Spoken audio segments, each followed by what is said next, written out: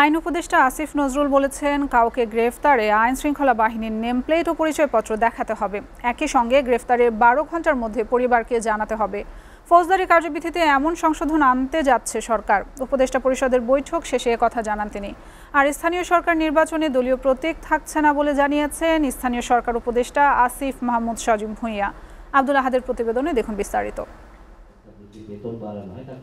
উপদেষ্টা পরিষদের বৈঠক শেষে রাজধানীর ফরেন সার্ভিস একাডেমিতে এই সংবাদ সম্মেলনে উপদেষ্টা আসিফ মাহমুদ জানান, স্থানীয় সরকার নির্বাচনে দলীয় প্রতীকে অংশ নেয়ার বিধান উপদেষ্টা পরিষদ বাতিল করেছে। স্থানীয় সরকার নির্বাচনে অংশগ্রহণ করার আর কোনো সুযোগ নেই। এখন থেকে ইন্ডিভিজুয়াল প্রতীকে স্থানীয় সরকার নির্বাচনগুলো হবে এবং প্রত্যেকটি ক্ষেত্রেই হবে, সেটা সিটি কর্পোরেশন, পৌরসভা, উপজেলা পরিষদ এবং ইউনিয়ন পরিষদ। এবং আপনারা জানেন যে জেলা পরিষদ সরাসরি প্রত্যক্ষ ভোটে যেহেতু নির্বাচিত হয় না, সেখানে প্রতীকের বিষয়টি নেই। আর আইন উপদেষ্টা আসিফ নজরুল জানান, বিমান বিধ্বস্তের ঘটনায় নিহত ও আহতদের পরিবারকে সব ধরনের সহায়তা দেবে সরকার। নিহতদের যে পরিবার আছে আর আহত যারা আছে তাদেরকে সব ধরনের সরকারি সহায়তা দেওয়া হবে। এবং এই ব্যাপারে করণীয় বিষয়ে শিক্ষা মন্ত্রণালয় সংশ্লিষ্ট যে স্কুল আছে, মাইলস্টোন স্কুল, তাদের সাথে কথা বলে এটা ডিটেইলটা নির্ধারণ করবে। তাদের জন্য সকল ধর্মীয় প্রতিষ্ঠানে আগামীকাল দোয়া করা হবে। তিনি আরও জানান, আইন শৃঙ্খলা বাহিনী পরিচয়পত্র প্রদর্শন ছাড়া কাউকে গ্রেফতার করতে পারবে না এবং স্বজনদেরকে 12 ঘন্টার মধ্যে অবহিত করার বিধান রেখে ফৌজদারি আইন সংশোধনের অনুমোদন দিয়েছে উপদেষ্টা পরিষদ।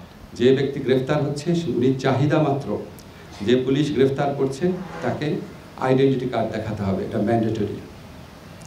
এরপর হচ্ছে তাকে যখন থানায় নিয়ে আসা হবে, যত দ্রুত সম্ভব গ্রেফতারকৃত ব্যক্তির পরিবার, বন্ধু বা লয়ারকে তার সাথে যোগাযোগ করে জানাতে হবে যে ওকে গ্রেফতার করেছে, আমরা এই কারণে গ্রেফতার করেছি, এই মামলায় গ্রেফতার করেছি।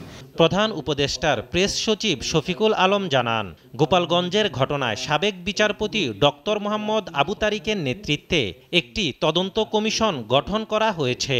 6 সদস্য বিশিষ্ট কমিটি, এরা গোপালগঞ্জের এই যে ভায়োলেন্সটা হলো, এখানে হতাহত এবং এটার কারণ অনুসন্ধান করা, এই পুরো জিনিসগুলো তারা 3 সপ্তাহের মধ্যে এই কাজ, এই ইনকোয়ারি এটা করবে।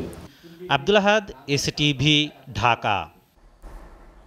যুক্তরাষ্ট্রের বাজারে বাংলাদেশি পণ্যের উপর আরোপিত শুল্ক কমানোর বিষয়ে বাংলাদেশ আশাবাদী। সচিবালয়ের সাংবাদিকদের সাথে মতবিনিময়কালে কথা বলেন বাণিজ্য উপদেষ্টা শেখ বশিরউদ্দিন।